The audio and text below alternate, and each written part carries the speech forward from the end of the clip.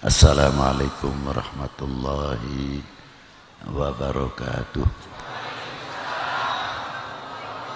Alhamdulillah, wassalatu wassalamu ala rasulillah wa ala alihi wa sahbihi wa mawalah, amma ba'du. Telah berkata di dalam kitab Jami'ul Usulil Auliya yang telah ditulis oleh beliau at-ta'lif atau mu'allif dalam kitab Jami'ul Usulil Auliya, beberapa kata-kata mutiara oleh para aulia, para ulama atau jumhur atau jamaahirul ulama dan para aulia, seperti dawuhnya Al-Imam Najmuddin dan beberapa tokoh-tokoh yang lain yang menerangkan tentang asy-syariah. Asy-syariah itu diumpamakan kayak perahunya. Adapun buah daripada syariah, an-natijatus syariah wa huwa thariqah. Thariqah itu diumpamakan lautannya. Kelihatannya memang mudah, gampang. Orang mau menaiki perahu, yang jadi nakodanya siapa? Apakah perahu itu akan berjalan sendiri? Tidak mungkin. Mungkin mesinnya bisa dijalankan atau layar bisa dijalankan. Tapi tanpa nakoda ataupun tanpa kapten kapal juga sama. Bisa nyasar, bisa ngantem karang, tidak tahu situasi, ini akan terjadi gelombang yang cukup besar atau tidak. Dan bagaimana keadaan penumpang yang ada di dalam safinah atau perahu itu sendiri, mampu atau tidak kalau gelombang itu besar. Ada yang pusing, juga bisa yang tidak kuat, muntah-muntah dan sebagainya. Itu pasti insya Allah begitu. Nah, siapa beliau yang nakoda atau kapten kapalnya? Ya tidak lain. Di dalam syariah pun ya ulama-ulama yang luar biasa yang ada di dalam safinah. Tidak begitu saja perahu itu akan jalan sendiri. Umpamanya tekanan angin ini berapa? Datang dari mana? Ini akan terjadi gelombang yang besar. Kalau kita yang awam sebagai penumpang oke saja. Yang penting kapalnya tidak bocor. Yang penting kapalnya bisa menyampaikan tujuan, insya Allah. Kalau syariat itu pasti biidznillah. Namun kita ditantang belajar naik perahu kapan? Seperti contohnya apa? As-sholah dan lain sebagainya. Setelah sholat tahu bagaimana caranya niat. Bisakah atau tidak sebelum sholat hati kita itu sudah hudur kepada Allah Subhanahu wa ta'ala?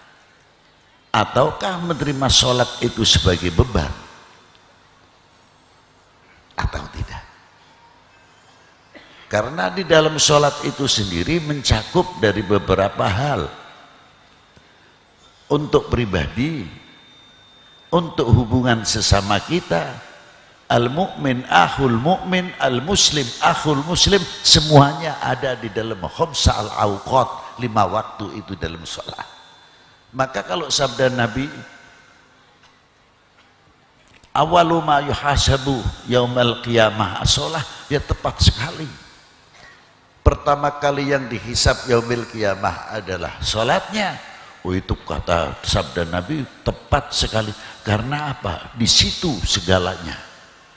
Yang berhubung untuk pribadi, untuk umat. Coba satu contoh waktu kita mengucapkan Bismillahirrahmanirrahim. Alhamdulillahi Rabbil Alamin. Segala puji milik Allah Subhanahu wa ta'ala yang menguasai, raja semua alam, untuk manusia khususnya yang berakal. Lanjutkan, Ar-Rahman Ar-Rahim, Malik Yaumiddin, pengenalan diri dengan ikrar dalam suratul Fatihah, Alhamdulillahi Rabbil Ar-Rahman Ar-Rahim. Di dalam kitab Khazinatul Asrar disebutkan, ketika orang membaca suratul Fatihah, Alhamdulillahi Rabbil Alamin, dijawab oleh Allah Ta'ala apa? Haqqi, itu milikku. Ketika kita sampai kepada Ar-Rahman Ar-Rahim, dijawab oleh Allah Ta'ala apa? Haqqi, itu milik saya. Tiada sekutu baginya. Ketika sampai Malik Yaumiddin, Haqqi, itu milikku. Sejauh mana kita mengetahui dalam tafsir suratul Fatihah ketika kita mengucapkan Malik Yaumiddin? Kalau kita mengingat itu mestinya takut. Sebab apa? Untuk menunjukkan kalimah Maliki Yaumiddin, kullu syai'in halikun illa wajha. Bumi, langit, semua hancur semua. Malaikat pun ikut mati, jangan dikira tidak. Semua mati. Lalu Allah Ta'ala berfirman apa, bersabda apa di tengah-tengah itu? Hai, mana orang-orang yang mempertuhankan selain aku? Tidak satu pun yang bangun, tidak satu pun yang nongol. Di situ kita melihat bahwa al-wahidul ahad, as-samadul ladzi lam yalid wa lam yulad wa lam yakul lahu kufuwan ahad, al-awwalu bila ibtida wal akhiru bila intiha. Selain Allah Ta'ala mawjudun ba'dal adami wal fana. Kita tahu nanti tauhid di situlah.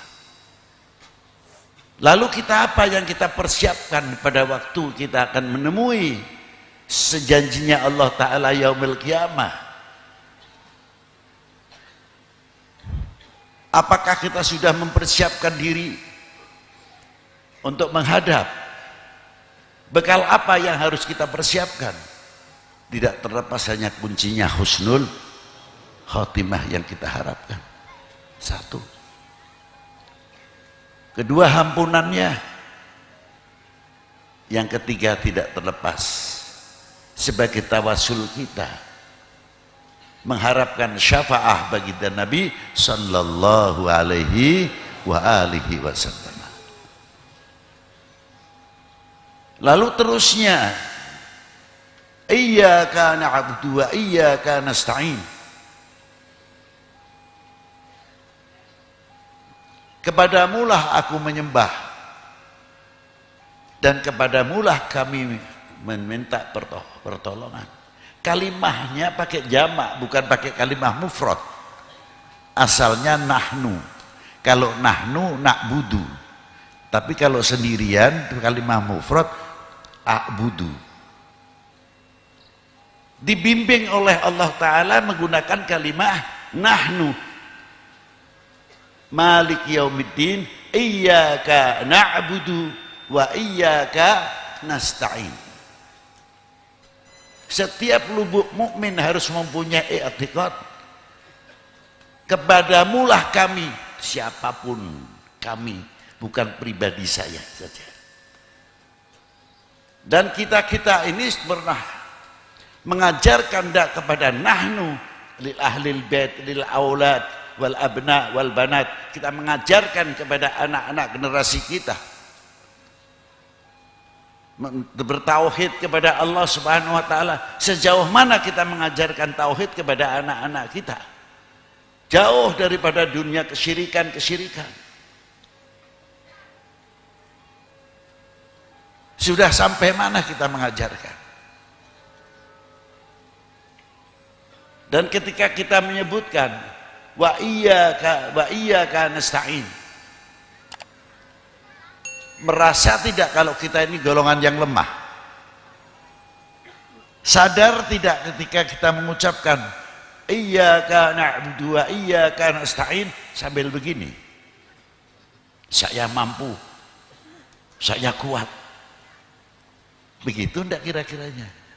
Malu mestinya ketika kita menyebutkan iyyaka na'budu wa iyyaka, kita lemah, dhaif. Siapa yang paling bisa menolong? Hanyalah Engkau ya Allah.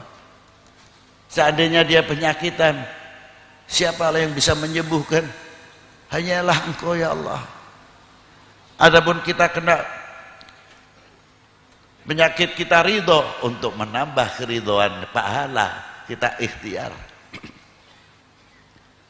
Entah itu minum obat, tapi hati-hati. Jangan sampai kita mempunyai kesyirikan di dalam minum obat atau datang ke dokter. Kalau saya tidak datang ke dokter si A, mana mungkin saya sembuh? Ini bahaya. Jadi maaf saja, kalau mau berbicara syirik, kuburan jadi sasaran saja, jangan. Oh, kalau kita tidak makan, mati. Apa yang menentukan mati hidup? Nasi. Atau yang menyembuhkan penyakit kita ini obat? Mana? Bukan Tuhan. Ikhtiar untuk menemukan, kita kenal kepada yang menyembuhkan. Itu obat-obatan. Ketika kita makan sudah sampai tidak? Kenal kepada yang memberi kenyang atau hanya dapat kenyang?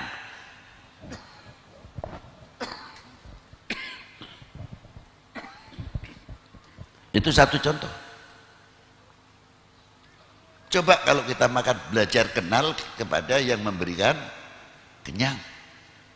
Siapa? Allah wahdahu la syarikalah. Bimbingan, tarbiyah dalam suratul Fatihah untuk kita semuanya. Sudah tahu masalah hal ini? Maka ketika kita menyebut iyyaka na'budu wa iyyaka nasta'in, Allah Ta'ala berfirman apa? Itu milikmu, itu hakmu.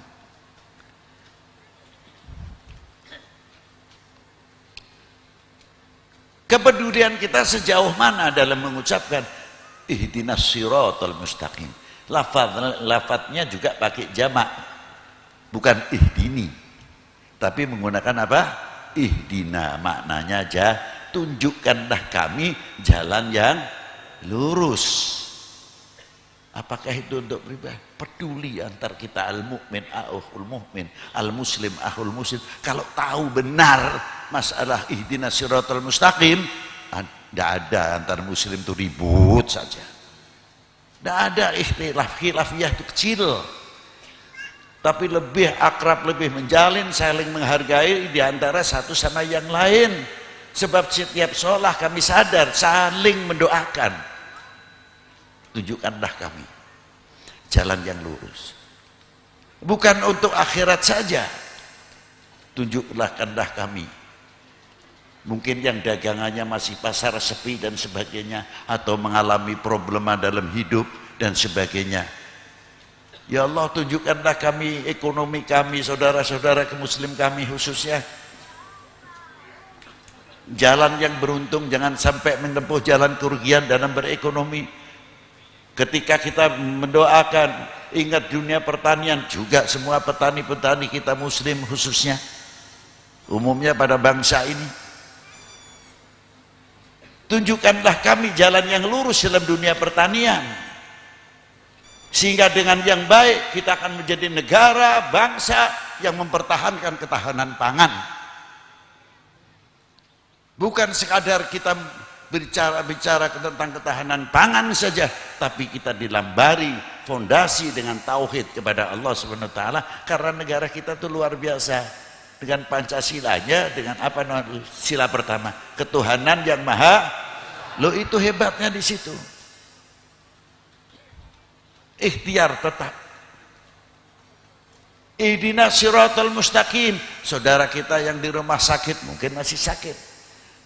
Atau dalam sakaratul maut, banyaknya doa kita ini hingga mencapai martabat husnul khatimah karena doa. Tunjukkanlah jalan yang lurus saudaraku yang masih sakit ya Allah, semoga diampuni dan mendapatkan husnul.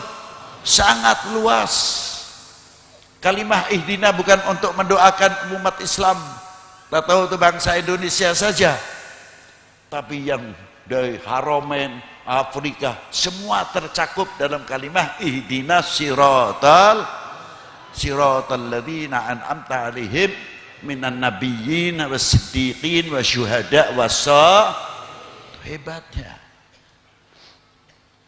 itu diantaranya. Nah, kalau kita sudah mengetahui yang demikian, ya luar biasa.